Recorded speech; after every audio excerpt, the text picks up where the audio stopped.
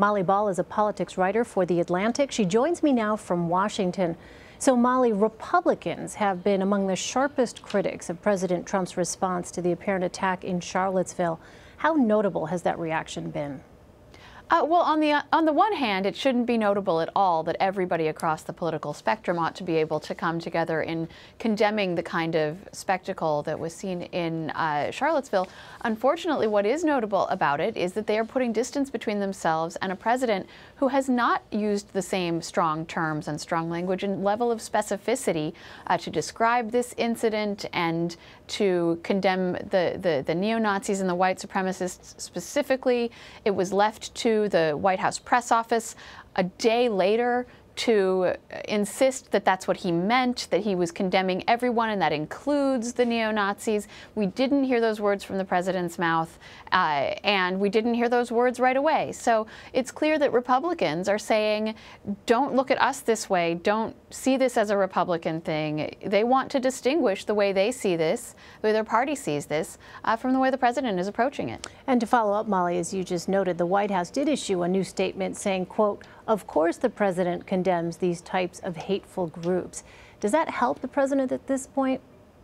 It almost makes it worse because it calls attention to how mild his response was. The fact that this is the press office following up a day later, that they're insisting that this is what the president really meant, even though it's not what he said. I think it almost calls attention to how weak the president's response was. And so, you know, and this is not just a matter of did he say the right words, right? I mean, this isn't just some kind of semantic game about, oh, you know, people being called on to condemn this and that and the other thing all the time.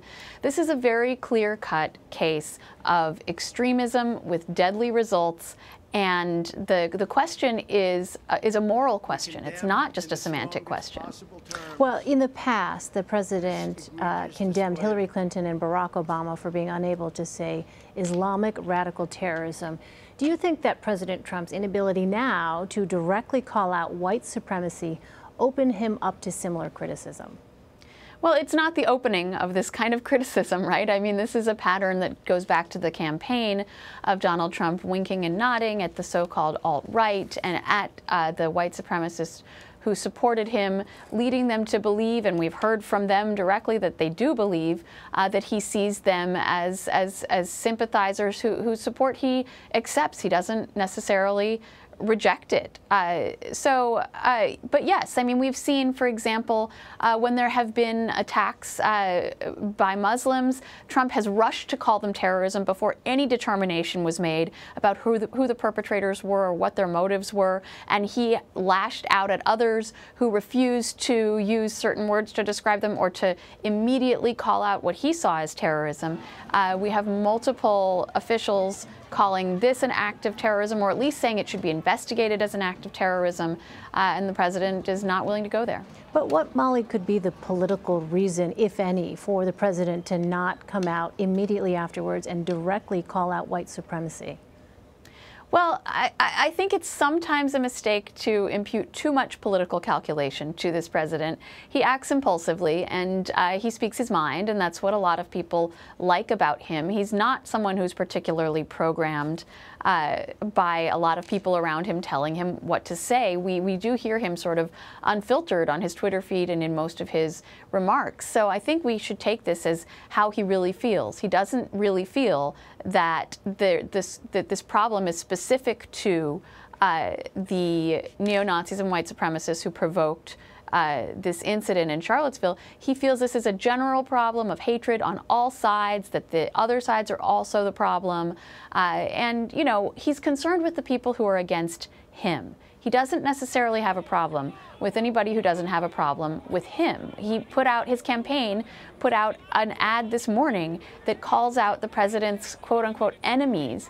And by that he means the media and politicians in Washington. So he's concerned with himself being attacked. He's not necessarily concerned with anything else. Let's switch gears here. The president is also making headlines because of his feud with Senate Majority Leader Mitch McConnell. He said McConnell hasn't been doing his job when it comes to health care and tax reform. How much does the president complicate his own agenda when he goes after members of his own party like this?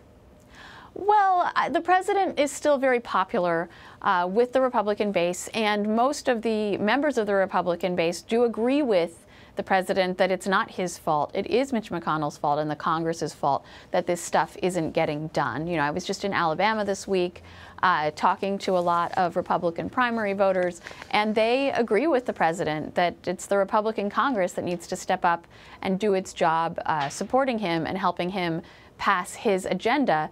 So, you know, what we increasingly see on Capitol Hill, though, is Republicans just sort of ignoring the president, not really listening to him.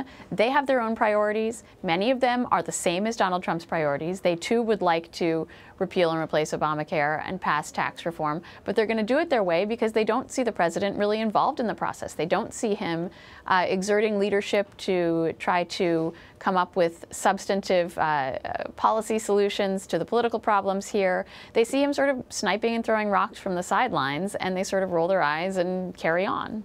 All right, to be continued. Molly Ball, thanks very much for your time, Molly. Appreciate it. Thank you.